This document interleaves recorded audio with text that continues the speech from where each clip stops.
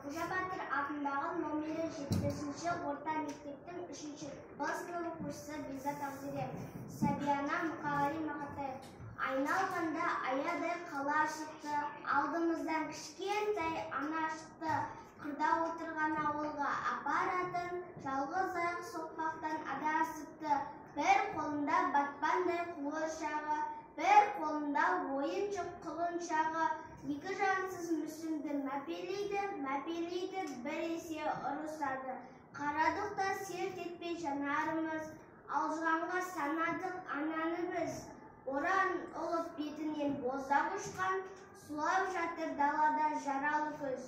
Бәйек болмай отырған жан қалмады, сонда да ана назарын аудармады.